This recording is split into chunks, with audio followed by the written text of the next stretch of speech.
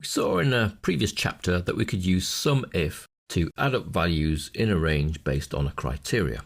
But what you would not have been able to do with SUMIF is add up a range based on criteria in more than one column. So we could actually question the value in one column and the value in another column before doing any sums. So taking the employees file over here on the right, if we wanted to sum up the total salary for everybody who was single and works in the sales department, then a SUMIF would not be able to do that for us, because it would be able to do some of the total of people that were single, some of the total of people who worked in the sales department, but not the double criteria.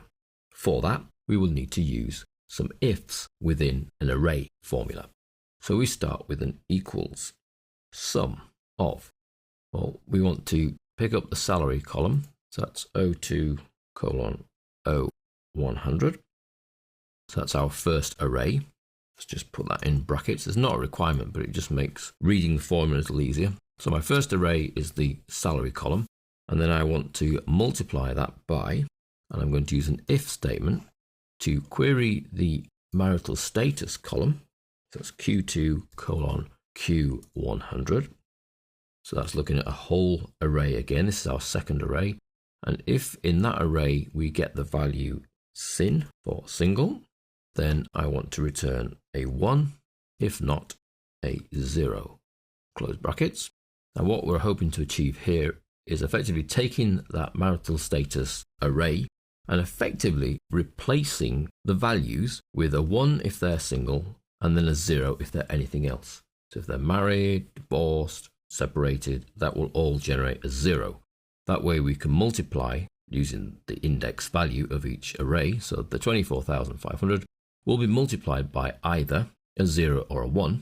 So if it gets multiplied by 0, effectively it's taken out of our summary. If it gets multiplied by 1, then the value is retained in our summary. So at the moment, only those with a sin will be retained because they will be multiplied by 1. I can then add in my second criteria by saying, okay, let's also multiply by another if statement based on the department.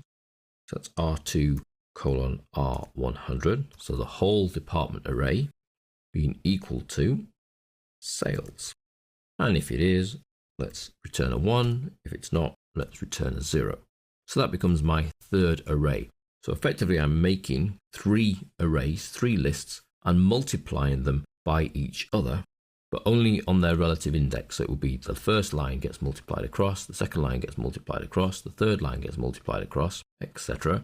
Here where we have text values, we're replacing those text values by either a 1 or a 0 based on our criteria. And we're using an if to check the criteria in each of those 2 arrays.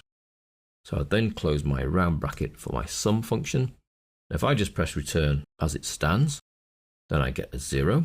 If I go back in and do Control Shift return, so that becomes an array function, then I get a total.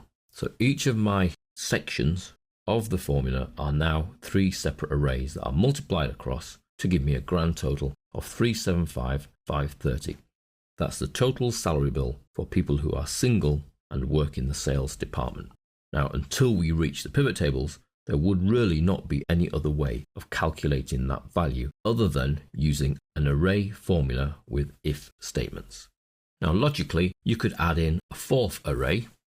So we could go into our formula. We want to be within the sum and multiply by another if statement. So if, and what we're actually going to look at is the month of the date of birth.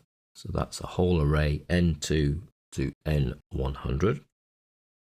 Now, if the month of any of those dates of birth is equal to 5, i.e. May, then that also will return a 1, otherwise it will return a 0, and I close that if statement, and I close my sum. So I've added in another column which is building a criteria that will return a 1 if it's the month of May, and a 0 if not. So now my multiplying across highly likely is going to be a lower number than it previously was. Control Shift and Enter to make this an array formula, and I get 84,750 for people who were born in May, are single, and work in the sales department. So that's a great way of using an array formula with ifs to build the value that you require.